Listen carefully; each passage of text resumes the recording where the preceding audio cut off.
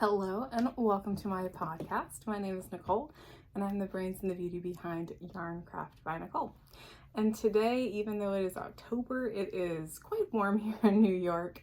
I had on a cute cardigan and went to the grocery store, and as soon as I came home, that cardigan came off because it was just too hot. I think it's in the low 70s today, which is wild because it's been in like the 50s and 60s last week. But anyway, today my featured make is a nice light make. This is the Meryton Shawlette from Hooked Hazel. She's both a knit and crochet designer. She also does a little Tunisian designing. She's very talented. I love this because it's a one skein wonder. I bought this yarn in New Orleans. It is Dream in Color yarn, and it was a shop special colorway. It's supposed to be reminiscent of Mardi Gras, but it was a really fun pattern to work up, and I think it would make a great gift if you have friends and family, especially if they live in warmer places where they don't want a big heavy shawl and you have that one special skein in your stash. Like, this would be a really good gift. So I like this a lot. Meryton Shawlette. So today I have two very big finished objects. Let's see. I think I want to start with the blanket. So if you recall, last week I was working on the alphabet blanket and the goal was to finish it before we took maternity pictures on Sunday. It did not happen that it got finished before we took maternity pictures on Sunday, but it was all well and good because we took the quilt that my mom made, and we took shoes that my husband's mom gave us, and it was nice to incorporate them into our shoot. So it probably would have felt like too many props if I had also brought this blanket. But that being said, I finished it yesterday morning, and it's beautiful. I really love it. This is a blanket. Here, I'll stand up so you can really see it. This is a blanket from Sass and Stitch, and it's great. Got all of the lovely colors all the way down. She gives you a really good schematic for how to place your colors. If I had been a little bit more intentional with my colors and not just try to pull from stash, I would have followed her color schematic to the letter, because the way that hers works is that you never use the same background color in the same row or column, so all of your colors are dispersed well. That was originally my plan, but a lot of some of the colors, like this purple, this variegated, this was from a 50-gram skein instead of a full skein. This was left over from something else. There's a couple of minis in here, like this V is a mini, this W is a mini. This one is also a mini. There's a mini up here at the top, because I wanted to use stash. And when I got close to the end of the blanket, there were a couple of skeins that I could have pulled from stash to make it more cohesive, but I really liked the way that two of them worked together for a different project, and I don't know, I'm really happy with it. I was a little worried that it was going to be too random, but I'm a big fan. I know that I did the border differently, so I'll just tell you how I did the border. I did 2 rows of single crochet, 1 row of reverse single crochet, because y'all know I love that border and I love it. I used mattress stitch to seam everything together. I think I'm one of the few people that likes to seam squares together. There was somebody who made this recently that the designer reposted that did a join as you go method. Because you do a row around each square after you do the color work, there would be a way to do a join as you go if you so desired, if you just hated seaming. But I really like it. It's very sweet. I posted some pictures on my Instagram yesterday of this in baby girl's room. It's probably going to live on the back of the rocking chair. And then I think what I will do is probably post her monthly growth pictures with her laying on the blanket. I think that would be really cute. My hands are worn out from 30 blocks of fingering weight yarn and a border. It's gorgeous. I'm really happy with the weight of it. I do kind of wonder what it would look like worked up in a DK weight. I think that would be really pretty because it's not a huge blanket. It's a perfect size blanket for a baby blanket, but I bet it would also be cute worked up in DK. So I really like the way that came out, and I'm glad it's done, and it feels like a big accomplishment that is finished. The other thing it feels like a big accomplishment is Vaughn's V-neck. It's done, y'all. It looks so good. So if you recall last week, I'm just gonna let you see the shoulders a little bit closer. If you recall last week, this was my fail of a project, but I told you it wasn't gonna stay a fail. So the first time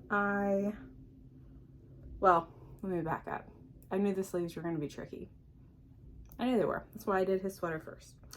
The goal is to make him a sweater, check, me a cardigan, I'll show you my progress on that, and then baby girl a sweater that uses both colors for Christmas.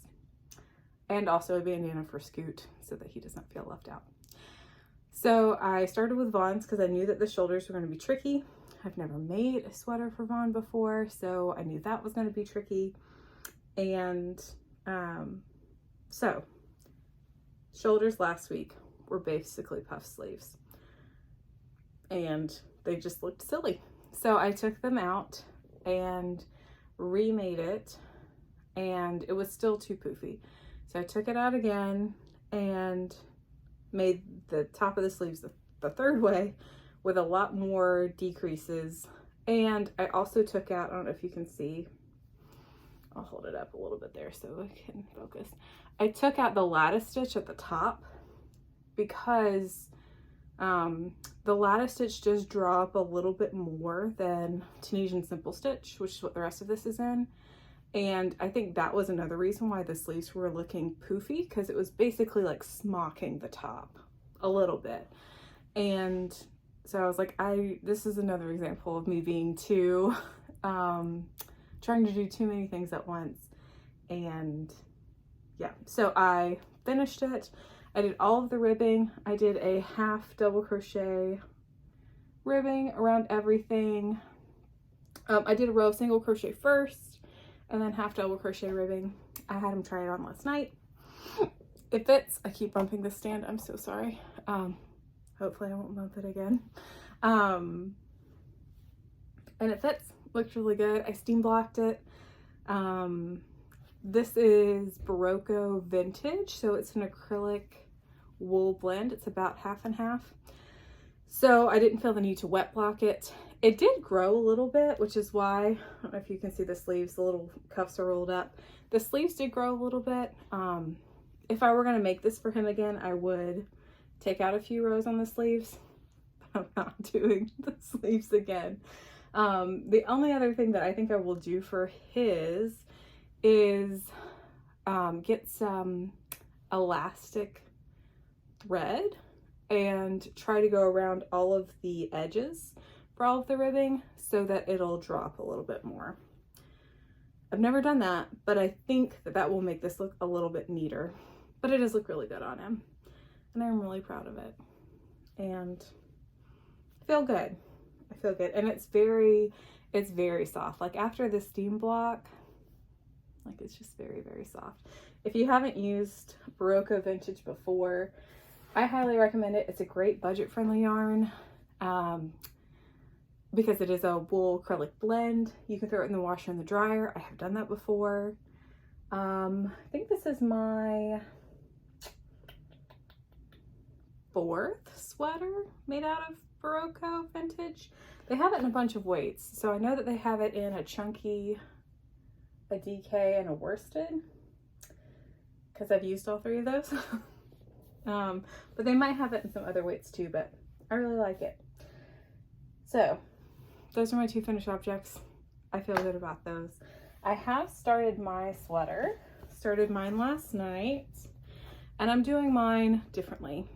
One, knowing that I will have had a baby either beginning of December or if she comes early at the end of November, I did not want a pullover sweater for Christmas because I did not want to have to worry about how it would fit on my midsection.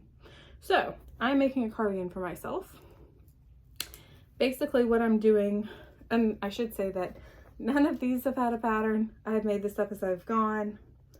I looked a little bit for patterns for him, but I knew I wanted to do a Tunisian simple stitch sweater, and I didn't see anything that sparked my interest, so I just made one up. And I figured I could wing it. So for mine, let me show you the yarn first. It's more Berocco. I think his is called like Gray Heather. Mine, the name of it is Cardinal. It's kind of like a reddish pink. I think it'll be really pretty for Christmas. But what I did for mine, I have a ton of stitches on my hook, is I am making a bottom-up cardigan. So I chained until it went around comfortably with some positive ease.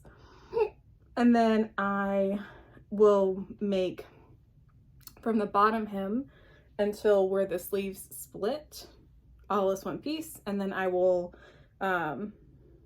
make front panels and a back panel just right onto this. So the only, like his, I made in pieces and seamed together, which is not my favorite way of making a sweater because you can't try it on as you go. This, it will basically all be one piece. I'll seam the top of the shoulders and then I'll make the sleeves. And my sleeves will have a drop shoulder and they'll probably just be a balloon sleeve. So it'll be a straight sleeve, kind of wide, and then a rapid decrease where I do the ribbing. It's the plan for mine. And then ribbing along the inside of the cardigan.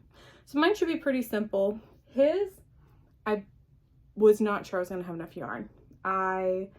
Which was part of the reason why after I finished the second sleeve, like I just powered through all the ribbing yesterday because I wanted to make sure I had enough yarn. I had enough for his, which means I don't have any extra left for baby girl sweater or for Scoot's bandana. So I'm gonna do mine next and then see if I need to buy any more of the red color as well as the gray when I reorder. So yeah, very excited about that. This should be pretty mindless. A lot less math goes into mine. I will probably do some decreases along the like the collar of mine. Let me pull out his again. One of the things I really like about Tunisian decreases is just how pretty they look. Like, I love all of that detail on the shoulder from the decreases. Very happy with that. So yeah, happy with that project. So like I said, I started that last night. I will work on that for our next parenting class, or last parenting class that we have tonight, until I'm done with that. So I imagine there will be a decent amount of progress on that by next week.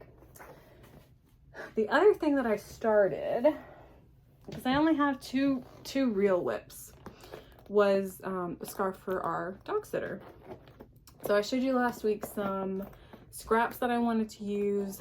I tried them in a couple of different ways, and every way that I tried to make a scarf for the scraps that I had felt very scrappy. It felt very kitschy, and it didn't feel intentional. So, and I didn't want her to feel like I'm giving her a gift of leftovers. I wanted it to feel like something I put a lot of work into. So I went to my stash and I found this really pretty yarn that I think I've had for a couple of years now, from Yarn Bee. This was one of their hand-dyed yarns. A couple of big box stores like Joann's, Hobby Lobby, I don't know if I've seen it at Michael's, will have a small selection of hand-dyed yarns. I think this one was 16 bucks. It's called Hibiscus Palm. And I bought it because I thought it looked Christmassy, but not too Christmassy a couple years ago, and then haven't ever done anything with it. So I thought that would be really, really cute for her. And so I'm not using a pattern, but I might write this as a pattern. Basically, I just wanted to play with some stitches that I thought would look pretty together. So let's see if it'll focus. There you go. I'm doing cluster stitch and some double crochet with a chain in between them. And I think it looks really pretty. Originally, I was just going to do cluster stitch all the way up, but I was getting some weird color pooling, so I like this better anyway. I think it would be very pretty as some sort of a shawl or like a big cozy wrap. But yeah, big fan of how this is coming out. And those are the only two projects that I've got going right now. What I have noticed, especially the past 2 or 3 weeks, is that my hands and my feet are starting to swell with just extra use and being pregnant.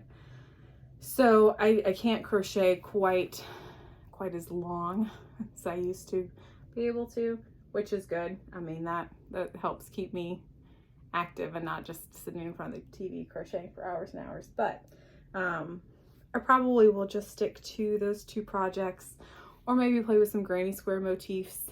I did have an idea about the leftovers from the alphabet blanket. Y'all had some really good ideas. One was for a nursing cover, which would be really cute.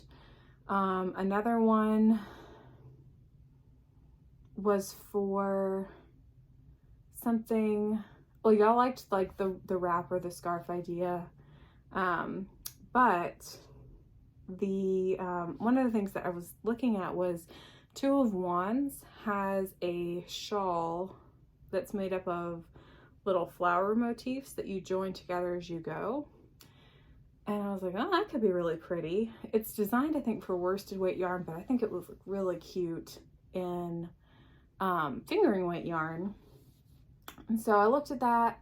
I don't know if I love the shape of it, so I might play around with that a little bit. But I like that idea. Or just doing the solid granny squares. I haven't quite decided, but that being said, I need a little bit of a break from that for right now. I've got a couple of other Christmas gifts that I need to start working on. And what I think I'm going to do for those is after I have finished all the Christmas gifts I'm going to make this year, to do like a compilation video of like all of the gifts that I made. We'll see. That will depend on when baby girl gets here. what I have energy and time for. The other thing I went through and tried to make a decision on was this. So this is my Granny Go Round. Nope, that's not what it's called. It's an entirely different pattern. Granny Pop cardigan from MJ's Off the Hook. I haven't done any work on this recently, and I thought I might pull it out as I don't know, like a palette cleanser project, because it is pretty mindless at this point. But when I pulled it out and tried it back on, I just don't love it. I don't think there's anything wrong with the pattern. I think I got too like caught up in the hype of everybody making a granny stripe cardigan with Happy Place after it came out. So I don't think I want to keep going with it. I love the yarn though, and I really want to work with it. So I went to my crochet books, and there is a cardigan in here that calls for DK weight that I think would look really pretty, and is flexible enough that I could add stripes to it without it, or add skinny stripes to it because of what yarn I had left. So this is the, oh, what is the name of this pattern? Mountain Peaks cardigan. See if it'll focus. I don't want to give anything away because it's in a book. Mountain Peaks cardigan from Janine Miska. I think that's how you say her last name. From Knits and Knots. And I think it could work really well. And I think it would let me enjoy the yarn without, and still be pretty mindless without having worrying too much about all of the yarn that will have to be tied back in. So that's kind of where I am with that. I do like the idea of a granny stripe cardigan, but I just don't think this is the right one. And I think that I have too many colors. I don't know. It's just not making me happy. And this yarn is supposed to make me happy. So anyway, I probably will be starting that at some point soon if I want a little break. That's all I've got for you this week. Excuse me, lots of hiccups today. So I'm going to wrap up with what I can't let go.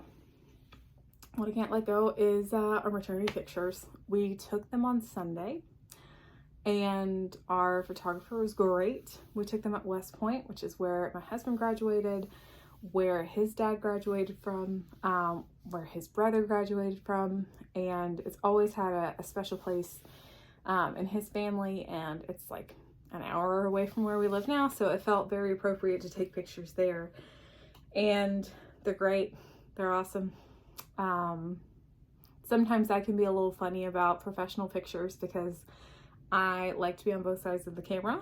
I like to know exactly like what I'm doing with my own face and what the poses are looking like. And yeah, I didn't need to worry about that here. We had a great time.